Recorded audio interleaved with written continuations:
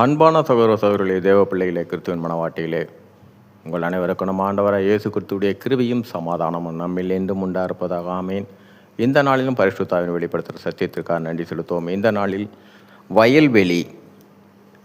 சரி, இந்த காரியத்தை குறித்து ஆவியானவர் நியாயப்பிரமாணம், கிருபை பிரமாணம், இந்த 2 பிரமாணங்களை குறித்து வெளிப்படுத்துகிற நாட்களில் இந்த பிரமாணங்கள் எவ்வாறாக கிரியை செய்தது என்று இதனை குறித்து வெளிப்படுத்தும் நாட்களாக இந்த நாளில் ஆவியானவர் வெளிப்படுத்துகிற நாள் 38ஆம் நாளாக வெளிப்படுத்துகிறார். இந்த நாளில் ஆதியாகமம் 4ஆம் அதிகாரம் 8ஆம் வசனத்தை குறித்து காண்போம். காயின் தன் சகோதரனாகிய ஆபேலோடு பேசினான். அவர்கள் வயல்வெளியில் இருக்கும்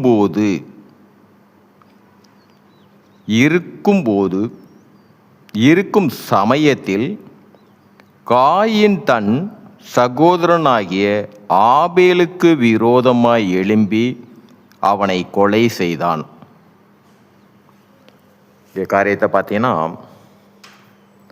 முதலாவது பேசினார்கள். சரி, எந்த பாஷையில் பேசினார்கள்? அதற்கு முன்பாக உணர்வுள்ள காரியத்தின்படி, அதற்கு முன்பாக பார்த்தீங்கன்னா, அந்த உலகப்பூர்வமாக பார்த்தீங்கன்னா, ஒரு கணவன் மனைவிக்குள்ள மனஸ்தாபம் வந்துருச்சுன்னா 2 பேரும் பேச மாட்டாங்க. ஆனால் ஒரே வீட்டில் தான் இருப்பாங்க. ஆனால் அந்த வீட்டுக்கு தேவையானது இன்னதென்று அவர் கணவனும் வாங்கி கொண்டு கொடுப்பார், மனைவியும் அதை செய்வாங்க. ஆனால் பேச்சு இருக்காது. இப்படி உணர்வு மூலியமாகத்தான் முன்பு இருந்தது. இப்போது முதலாக பேசினார்கள் இருக்கும். முதலாக பேசினார்கள். சரி, இதனை குறித்து ஆவியானவரிடத்தில் நான் தியானித்து இந்த காரியத்தை ஆவியானவருக்கு சித்தமானார் அதை வெளிப்படுத்திட்டோம். அவர் எந்த பாஷையில் பேசுனாங்க, என்ன பேசினாங்கன்ற காரியமாக, எந்த பாஷையில் பேசினார்கள் என்று. எபிரேய பாஷை என்றால் அதுக்குரிய விளக்கத்தை ஆவியானவர் கண்டிப்பாக வெளிப்படுத்துவார். சரி, காரியத்துக்குள்ளே வருவோம். இங்கே பார்த்தீங்கன்னா, காயின் தன் சகோதரனாகிய ஆபேலோடு பேசினான். அவர்கள் வயல்வெளியில் இருக்கும் சமயத்தில். இந்த வயல்வெளி பார்த்தீங்கன்னா, நாம் எண்ணியது சாதாரணமாக இந்த வார்த்தையை நம்ம கடந்து போயிடுவோம். இங்கே தன் சகோதரனை ஆபேலுக்கு விரோதமாக எழும்பி அவனை கொலை செய்தான். இந்த கொலை செய்ததை காட்டிலும் அவர்கள் இருந்த இடம் வயல்வெளியில் இருக்கும் சமயத்தில். ஏன் வேறு இடத்துல செய்திருக்கலாமே? குறிப்பிட்டு ஏன் ஜீவனுள்ள வார்த்தையில் வயல்வெளியில் இருக்கும்போதுன்னு ஏன் அந்த குறிப்பிட்டு அந்த வயல்வெளியை குறிப்பிடணும்? இதில் 3 காரியங்களை பார்த்தீங்கன்னா, முதலாவது, வயல்வெளி என்பதே செழுமையின் காரியம். இந்த மண், இந்த பூமியின் மண்ணு தான் வயல்வெளி விளைகிற இடம்.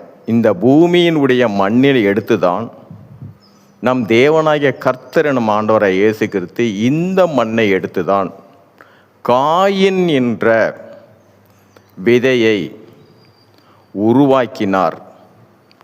இந்த பூமியின் மண்ணினாலே காயினை உருவாக்கினார் இல்லையா? அந்த விதையை இந்த வயல்வெளி மண்ணிலிருந்து தான் எடுத்து அங்கு ஒரு விதை விதைச்சார். காயின் என்னும் சாயலை, தேவனுடைய சாயல் ரூபத்தின்படியும் சாயலாகவும் சிருஷ்டிக்கப்பட்டது மாத்திரல்ல, அவன் உருவாக்கப்பட்டதும் இந்த வயல்வெளி மண்ணிலிருந்து தான். முதலாவது விதை. 2வது, காயின் விதை விதைச்சதும் அதே வயல்வெளி தான். இங்கே விதை வந்து எதை குறிப்பிடுனா, ஜீவனுள்ள வார்த்தைகள், வசனங்கள் தான். வயல்வெளி செழுமையான இடம். இந்த வயல்வெளியிலிருந்து தான் விதை விதைச்சான். காயின் பழங்களை எல்லாமே இந்த வயலில் தான் அவன் விதைச்சது.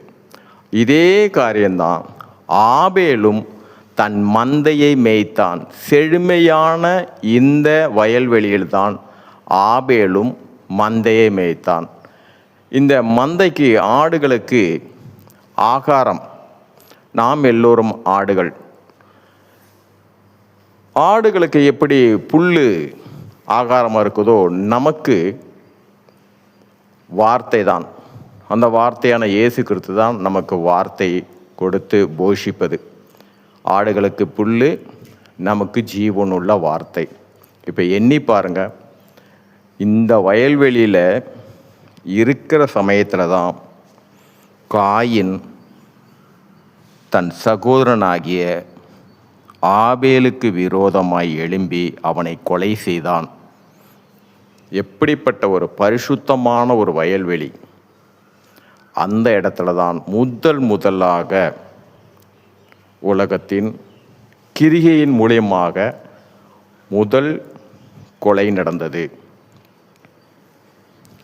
சரி, இதைத்தான் இந்த வயல்வெளியுடைய காரியம் வெளிப்படுத்துகிற காரியம் இது. சரி, இதற்காக ஆவியானுக்கு நன்றி செலுத்துவோம். இந்த காரியத்தின் மூலம் எல்லாவற்றிலும் மூவரிலும் ஒருவராக இருக்கிற தேவனே, உம்முடைய ஒருவருடைய நாமத்துக்கு மையம் உண்டாதாக. ஆமேன்.